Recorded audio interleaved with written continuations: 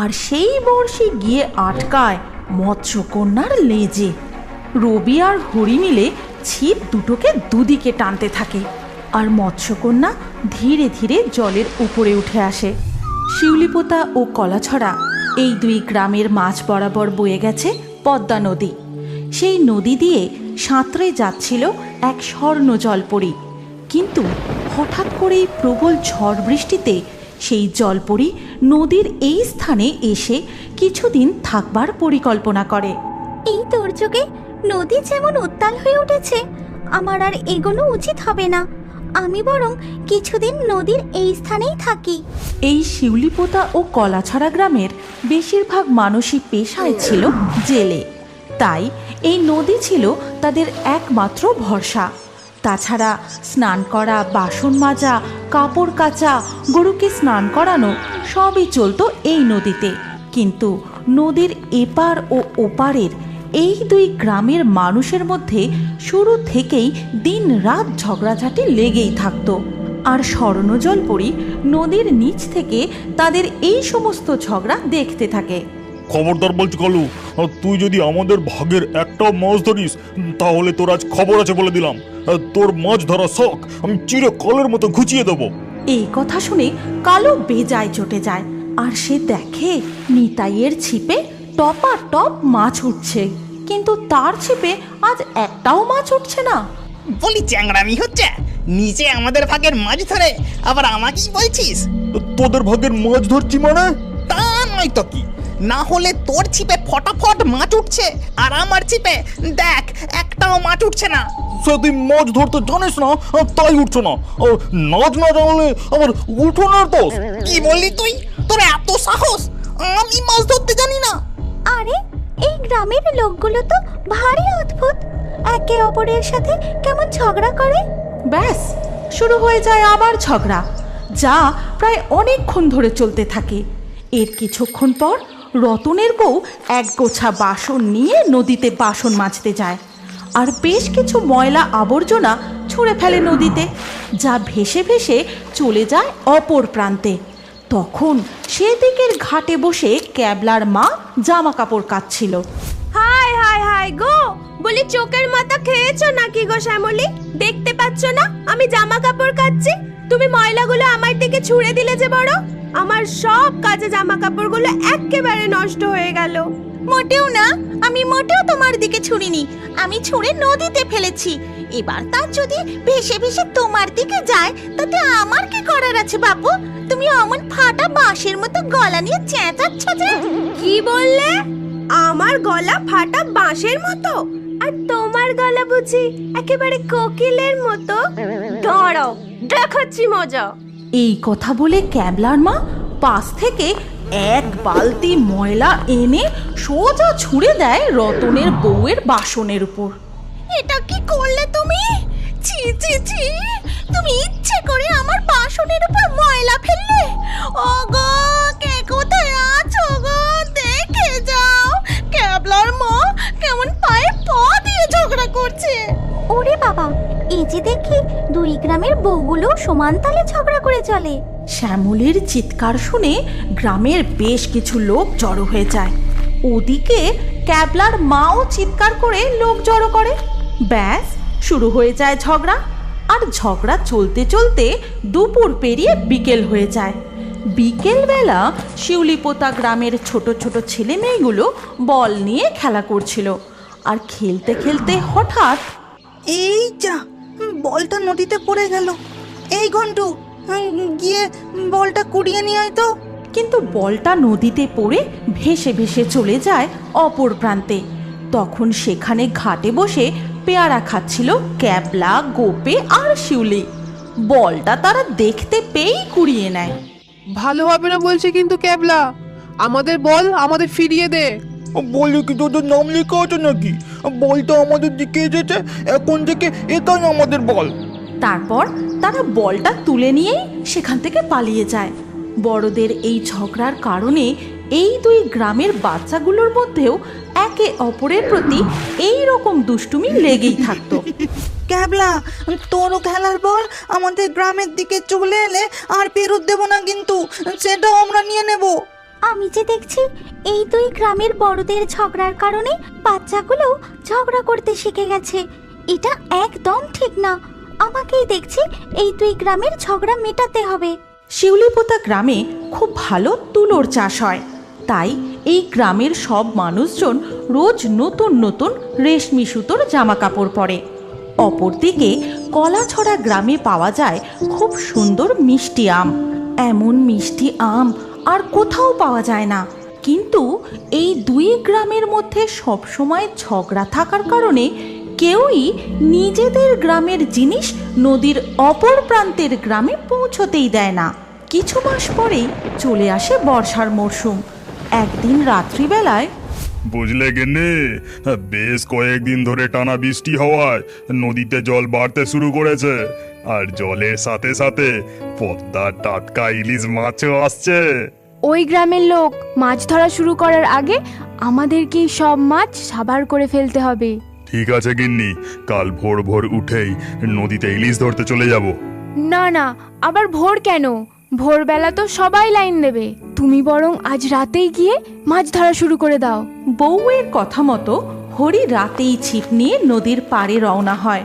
কিন্তু অপরদিকে আগে থেকেই রবি আর তার বউ ছিপ নিয়ে নদীতে মাছ ধরছিল। তারপর হরি নদীতে ছিপ ফেলতেই বড়শি গিয়ে আটকায় মৎস্যকন্যার চুলে। গিন্নি, মনে হয় বড় ইলিশ মাছ আটকেছে, আমি তো টেনে তুলতেই পারছি না। আর এই কথা শুনে রবিও নদীতে ছিপ ফেলে, আর সেই বড়শি গিয়ে আটকায় মৎস্যকন্যার লেজে। এটা কি আটকালো আমার চুলে? লেজেতেও তো আটকেছে দেখছি। উফ, মরে গেলাম। রবি আর হরি মিলে ছিপ দুটোকে দুদিকে টানতে থাকে, আর মৎস্যকন্যা ধীরে ধীরে জলের উপরে উঠে আসে। তাকে দেখে তো সবাই খুব অবাক হয়ে যায়। রবি, তুই ছেড়ে দে বলছি। এই মৎস্যকন্যা আমার ছিপে আটকেছে, তাই এই মৎস্যকন্যা আমাদের। মামার বাড়ির আবদার নাকি?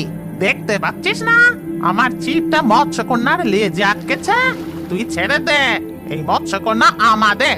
এদিকে মৎস্যকন্যা প্রচণ্ড ব্যথায় ছটফট করতে থাকে, আর মৎস্যকন্যাকে নিয়ে হরি ও রবির মধ্যে তুমুল ঝগড়া বেঁধে যায়। তারপর ভোরের আলো ফুটতেই সেখানে আরও লোক জড়ো হয়ে যায়, আর মৎস্যকন্যাকে নিয়ে দুই গ্রামের মধ্যে ঝগড়া চলতেই থাকে। এদের ঝগড়া থামার তো কোনো নামই দেখছি না। এদিকে আমি যে যন্ত্রণায় ছটফট করছি, সেদিকে কারোর হুঁশ নেই। বলছি, তোমরা থামো এবার, আমাকে ছেড়ে দাও। আমাকে সমুদ্রে ফিরে যেতে হবে। ও বাবা, এই মৎস্যকন্যা যে আবার কথাও বলতে পারে দেখছি। তোমাকে তো আমরা এত সহজে ছাড়বো না। তোমাকে আমরা মেলায় নিয়ে গিয়ে চড়া দামে বিক্রি করব। কখনো না, মৎস্যকন্যাকে আমরা বিক্রি করব। এই কথা শুনে মৎস্যকন্যা মনে মনে বেশ ভয় পায়। সাথে সাথেই সে একটা ফোন দিয়ে আঁটে। তারপর বলে, তোমরা কি জানো আমার কাছে অনেক ধনসম্পদ আছে? তোমরা যদি আমাকে ছেড়ে দাও, তাহলে এই ধনসম্পদ আমি তোমাদের দুই গ্রামের মধ্যে যে কোনো একটি গ্রামকে দিয়ে যেতে পারি। তবে আমারও একটা শর্ত আছে। তাই নাকি? তা তুমি যে সত্যি কথা বলছো, সে আমরা বুঝবো কিভাবে? তখন মৎস্যকন্যা জাদু করে জলের মধ্যে অনেক ধনসম্পদ নিয়ে আসে, আর সাথে সাথে সেই ধনসম্পদ আবারও উধাও করে দেয়। আর তা দেখে তা কি শর্ত? বলো বলো, আমরা সব মানতে রাজি। এই সমস্ত ধন সম্পদ আমরাই পাবো। চল বড়ির সমস্ত ধনসম্পদ আমরাই নেব। আমার শর্ত হলো, নদীর জলে না নেমে তোমরা একে অপরের গ্রামে গিয়ে সেই গ্রামের বিশেষ বিশেষ জিনিস নিয়ে এসে আমাকে দেবে। আর যে গ্রামের মানুষ আগে আমার কাছে আসতে পারবে, আমি তাদেরকে এই ধনসম্পদ দিয়ে যাব। মৎস্যকন্যার কথা শুনে সবাই খুব চিন্তায় পড়ে যায়। এই নদী ছাড়া একে অপর গ্রামে যাওয়ার কোনো রাস্তাই নেই। ঠিক তখনই চল চল, বুদ্ধি পেয়ে গেছি, এবার কাজ শুরু করা যাক। শিউলিপোতা গ্রামের লোকজন বাঁশ কেটে শক্ত কাঠ জোগাড় করে নদীর উপর একটি ব্রিজ বানাতে শুরু করে। তাই দেখে কলাছড়া গ্রামেরও লোকজন ব্রিজ বানাতে থাকে, কিন্তু বারবারই দুই গ্রাম ব্যর্থ হয়। না, এইভাবে হবে না। এভাবে তো বারবার ব্রিজটা ভেঙে যাচ্ছে। তখন অপর প্রান্ত থেকে রবি বলে, এভাবে তো কিছুতেই ব্রিজ বানানো যাচ্ছে না। কিন্তু মৎস্যকন্যার শর্ত মানতে না পারলে তো আমরা কেউই কোনো ধন সম্পদ পাবো না। তার চেয়ে চলো না, আমরা 2 গ্রাম মিলে একটাই শক্তপোক্ত ব্রিজ বানাই। তাতে যা পাওয়া যাবে 2 গ্রাম মিলে ভাগাভাগি করে নেব। তারপর তারা সবাই একসাথে মিলেমিশে কাজ শুরু করে। আর দেখতে দেখতে একটা সুন্দর শক্তপোক্ত ব্রিজ তৈরি হয়ে যায়। এরপর তারা মৎস্যকন্যাকে একে অপর গ্রামের বিশেষ বিশেষ জিনিস এনে দেয়। তখন মৎস্যকন্যা বলে, একটা জিনিস লক্ষ্য করেছো? তোমরা কেমন সুন্দর মিলেমিশে কাজ করে এত সুন্দর একটা ব্রিজ বানালে। আর শুধু শুধু তোমরা নিজেদের মধ্যে ঝগড়া করো না। আজ থেকে তোমরা সবাই মিলেমিশে থাকবে। আর আমি যে ধনসম্পদ দিয়ে যাব তা তোমরা 2 গ্রামের উন্নতির কাজে লাগাবে। এই কথা বলে মৎস্যকন্যা জাদু করে 2 গ্রামকে অনেক স্বর্ণমুদ্রা উপহার দেয়। তারপর সেখান থেকে ফিরে যায়। এরপর থেকে 2 গ্রামের মানুষজন আর ঝগড়া না করে একসাথে মিলেমিশে থাকতে শুরু করে। পিকলু মৎস্যকন্যাকে কাঁধে তুলে নিয়ে তার বাড়িতে নিয়ে যায়। আর তাদের বাড়ির পিছনের যে বড় চৌবাচ্চা আছে তার মধ্যে লুকিয়ে রাখে এবং গ্রামে এক ভয়াবহ বন্যা দেখা দেয়। একদিন বিকেলবেলা গ্রামের ছোট ছোট ছেলেমেয়েরা মাঠে খেলা করছিল। ঠিক সেই সময় হঠাৎ করে আকাশটা কালো মেঘে ছেয়ে যায়। তখন তিতলি বলে, এই তাড়াতাড়ি বাড়ি চল, দেখ আকাশটা কেমন কালো মেঘে ছেয়ে গেছে। মনে হচ্ছে এক্ষুনি বৃষ্টি নামবে। আরে দাঁড়া না, আর একটু খেলি, এখনো তো বৃষ্টি নামেনি। এই বলে তারা আবার খেলা শুরু করে। আর সাথে সাথেই বৃষ্টি শুরু হয়ে যায়। এই পিকলু দাদা, বৃষ্টি শুরু হয়ে গেছে রে। এবার তো বাড়ি চল, না হলে আমার মা তো খুব বকবে। ধুর ভিতুরাম, তোরা বাড়ি যা, আমি বরং একবার নদীর পাড়ে যাই। এই বৃষ্টিতে নদীর পাড়ে অনেক কই মাছ উঠবে, আমি গিয়ে ধরে নিয়ে আসি। তোরা কি কেউ যাবি আমার সাথে? কিন্তু কেউই তার সাথে যেতে রাজি হলো না। সবাই যে যার বাড়ি ফিরে গেল। আর পিকলু নদীর ধারে গিয়ে মনের সুখে মাছ ধরতে লাগলো। আর এইদিকে মুষলধারে বৃষ্টি শুরু হলো। আর এই বৃষ্টিতে পিকলু এখনো বাড়ি ফিরছে না দেখে তার বাবা মা খুব চিন্তা করতে লাগলো। বলছি, হ্যাঁ গো, ছেলেটা তো এখনো বাড়ি ফিরলো না। এত বৃষ্টিতে কোথায় আছে বলো তো? তা আমি কি করে জানবো? লাই দিয়ে তো ছেলেটাকে একেবারে মাথায় তুলেছ। গ্রামের যত ছেলে মেয়ে বৃষ্টির আগেই বাড়ি ফিরে পড়লো, আর এই বেয়াদব ছেলে এখনো বাড়ি ঢোকার নাম নেই। আজ ফিরুক একবার, তারপর ওর খবর আমি নিচ্ছি। এমন সময় পিকলু মাছ হাতে ভিজতে ভিজতে বাড়ি ফেরে। এই দেখো মা, আমি কত কই মাছ ধরে এনেছি। পিকলুকে দেখা মাত্রই তার বাবা তাকে খুব বকাবকি করে। এরপর রাত পেরিয়ে দিনের আলো ফুটতে বৃষ্টি একটু থামে। আর সেই সুযোগে গ্রামের কিছু মানুষ নিজেদের ঘরের চালা ভালো করে ছেয়ে নেয়। আর কেউ বা বন্যার ভয়ে বেশি করে খাবার সঞ্চয় করতে থাকে। যখন অনন্ত নিজেদের ঘরের চাল ভালো করে ঠিক করছিল, তখন কি ভাই অনন্ত, বেশ ভালো করে ঘরের চাল ছাইছো তো? মনে আছে তো গতবারের বন্যায় কি অবস্থাটা না হয়েছিল? তুই ঠিকই বলেছিস ভাই হারাধন, ওটাই তো চিন্তা। ঘরের চাল উড়ে গেলে ছোট ছোট ছেলে মেয়েকে নিয়ে কোথায় যাই বলতো? কি হবে ভগবানই জানে। আর শোনো, সাথে বেশি করে খাবার সঞ্চয় করে রেখো। আচ্ছা, আমি এখন চললাম। এই কথা বলে হারাধন সেখান থেকে চলে যায়। বিকেল থেকে আবার মুষলধারে বৃষ্টি শুরু হয়। টানা 2 দিন এইরকম বৃষ্টি চলতে থাকে। তার সাথে পাল্লা দিয়ে ঘন ঘন বজ্রপাত আর ঝড়ের দাপট। ধীরে ধীরে নদীর জল উপচে গ্রামে প্রবেশ করতে শুরু করে। নদীর জল উপচে গ্রামে জল ঢুকতে শুরু করেছে, তার সাথে নিশ্চয়ই অনেক মাছও আসছে। একবার যদি আমি যেতে পারি, কই মাছের সাথে অনেক ইলিশ মাছও পাবো। না, আজকে একবার আমাকে যেতেই হবে। এই কথা বলে পিকলু তার বাবা মায়ের চোখকে ফাঁকি দিয়ে এই বৃষ্টিতেই বেরিয়ে পড়ে মাছ ধরার উদ্দেশ্যে। আর এদিকে নদীতে প্রবল স্রোত, সমুদ্রের জল নদীতে প্রবেশ করতে শুরু করেছে। আর সেই প্রবল স্রোতে এক মৎস্যকন্যা তার পরিবার থেকে বিচ্ছিন্ন হয়ে নদীতে চলে এসেছে। পিকলু নদীর পাড়ে আসতেই শুনতে পায়,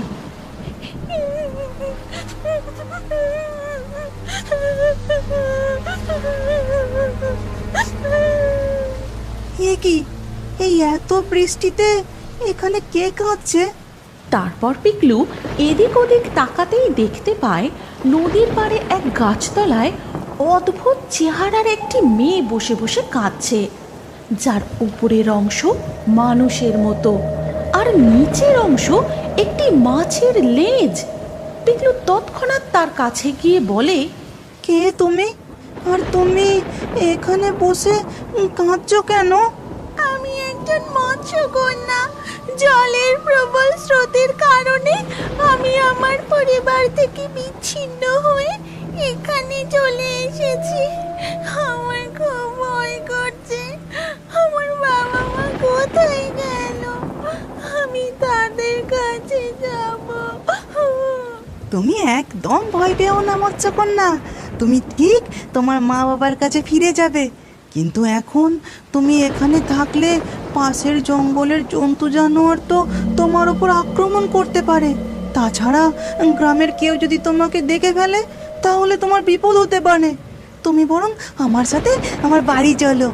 নদীর স্রোত কমে গেলে আমি আবার তোমাকে নদীতে ছেড়ে দিয়ে যাব, কেমন? কিন্তু আমি তো জল ছাড়া থাকতেই পারি না। চিন্তা করো না গো মৎস্যকন্যা, আমি তোমার থাকার সব ব্যবস্থা করে দেব। তারপর পিকলু মৎস্যকন্যাকে কাঁধে তুলে নিয়ে তার বাড়িতে নিয়ে যায়। আর তাদের বাড়ির পিছনের যে বড় চৌবাচ্চা আছে তার মধ্যে লুকিয়ে রাখে। মৎস্যকন্যা, তুমি এখানে নিশ্চিন্তে থাকো, তোমার কোনো ভয় নেই। আমি তোমাকে সময় সময় এসে খাবার দিয়ে যাব, ঠিক আছে? এই কথা বলে পিকলু সেখান থেকে চলে যায়। দিন দিন বৃষ্টির পরিমাণ আরও বাড়তে থাকে এবং গ্রামে এক ভয়াবহ বন্যা দেখা দেয়।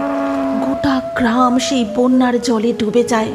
ধীরে ধীরে মানুষের ঘরে সঞ্চিত খাবারও ফুরিয়ে আসে। এমনই একদিন, মৎস্যকন্যা, ও মৎস্যকন্যা, বেরিয়ে এসো, আমি তোমার জন্য খাবার এনেছি। পিকলুর ডাক শুনে মৎস্যকন্যা জলের উপরে মাথা তোলে। আজ এইটুকুই খাবার আনতে পেরেছি। বন্যার জন্য যা সঞ্চিত খাবার ছিল তা প্রায় শেষ গো। এবার যে আমরা কি খেয়ে থাকবো কিছুই জানি না। পিকলুর কথাগুলো শুনে মৎস্যকন্যার খুব মন খারাপ হয়ে যায়। তখন সে বলে, চিন্তা করো না বন্ধু, তুমি ঘরে গিয়ে দেখো সেখানে তোমার জন্য কি অপেক্ষা করছে। এই কথা শুনে পিকলু সেখান থেকে দৌড়ে তাদের ঘরে গিয়ে দেখে সেখানে অনেক খাবার রয়েছে। আর তাই দেখে, মা, বাবা, তাড়াতাড়ি এসো, এসে দেখে যাও। পিকলুর বাবা মা সেখানে এসে এত খাবার দেখে পুরো অবাক হয়ে যায়। তারপর পিকলু তাদের সমস্ত ঘটনা খুলে বলে। তখন সবাই মিলে মৎস্যকন্যার কাছে যায়। তোমাকে অনেক অনেক ধন্যবাদ মৎস্যকন্যা। আমি বুঝেছি তুমি জাদু করে এত খাবার এনে দিয়েছো। কিন্তু মৎস্যকন্যা, শুধু তো আমরা নয়, এই গ্রামে অনেক মানুষের ঘরেই তো খাবার শেষ হয়ে গেছে গো। আমার বন্ধুরাও নিশ্চয়ই না খেয়ে আছে। তুমিও তাদের জন্য কিছু ব্যবস্থা করে দাও। মৎস্যকন্যা এই কথা শুনে জাদু করে সেখানে আরও অনেক খাবার এনে দেয়। তারপর পিকলু আর তার বাবা মা মিলে গ্রামের সবার বাড়িতে গিয়ে সেই খাবার পৌঁছে দেয়। কিন্তু এদিকে বৃষ্টি থামার কোনো লক্ষণই নেই। ধীরে ধীরে বন্যার জল আরও ভয়ঙ্কর রূপ ধারণ করে। এমনই একদিন পিকলু মন খারাপ করে মৎস্যকন্যার কাছে বসেছিল। কি হয়েছে বন্ধু, তোমাকে এমন দেখাচ্ছে কেন? তোমার কি মন খারাপ? হ্যাঁ গো মৎস্যকন্যা, আজ তো পোলিও খাবার দিন গো। আমার বনুকেও পোলিও খাওয়াতে হবে। কিন্তু এই বৃষ্টিতে বন্যায় বনুকে পোলিও খাওয়াতে কি করে নিয়ে যাই?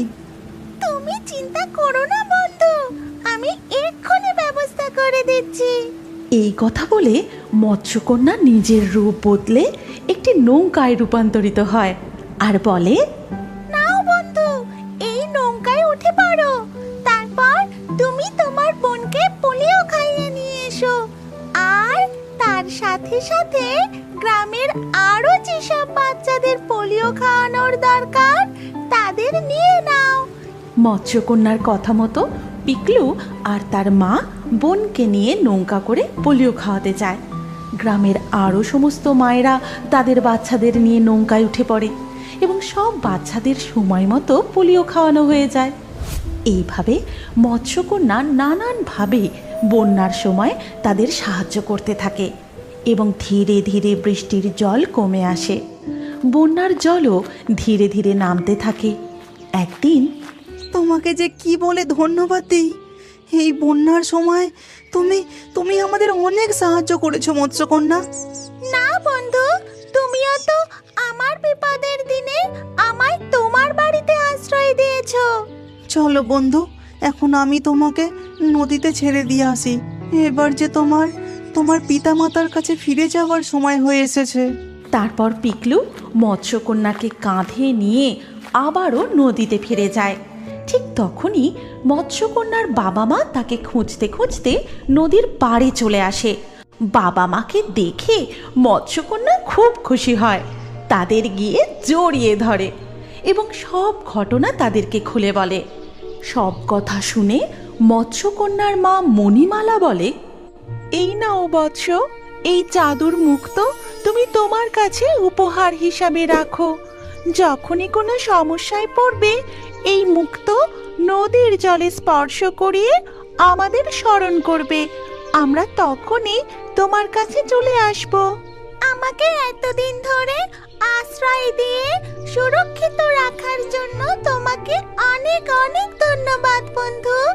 এবার তাহলে আমরা আসি। এই কথা বলে মৎস্যকন্যা তার পিতামাতার সাথে জলে ডুব দিয়ে সেখান থেকে চলে যায়। তারপর পিকলু জাদুর মুক্ত নিয়ে বাড়ি ফিরে যায়। বন্যার জল কমে গিয়ে তাদের গ্রাম আবারও আগের মতো প্রাণবন্ত হয়ে ওঠে। চাষিরা মাঠে ধানের চারা লাগায়, গবাদি পশুরা ঘুরে ঘুরে নতুন গজানো কচি ঘাস খায়, আর পিকলু তার বাবা মায়ের সাথে সুখে শান্তিতে থাকতে শুরু করে। তুমি কি এখনো বড় হয়ে কার্টুন দেখতে ভালোবাসো? তাহলে তোমার নাম ও বয়স কমেন্টে জানাও। আর আগের ভিডিও থেকে লাকি ড্রয়ে নির্বাচিত নামগুলি হলো উর্মি, সোহম, আয়েশা, মৌ, জিনিয়া, সজল, সার্থক, শিলা, ইসরাত, সুরিয়া, সাগরী, জোনাকি, আরিফুল, সোহেল, অরিজিৎ। যে সকল দর্শক আমাদের চ্যানেল সাবস্ক্রাইব করে তারপরে কমেন্টে নাম লিখেছেন, আমাদের পরবর্তী ভিডিওতে তাদেরই নাম বাছাই করা হবে। তাই রিও বার্ডস ইউটিউব চ্যানেল অবশ্যই সাবস্ক্রাইব করবেন এবং স্ক্রিনের উপরে আসা আমাদের পরবর্তী গল্পটিও দেখুন, তাতেও আপনার নাম থাকতে পারে। না থাকলে আবারও আপনার নাম পরবর্তী ভিডিওতে লিখে দিন। কি ভাবছেন? তাড়াতাড়ি ক্লিক করে দেখুন।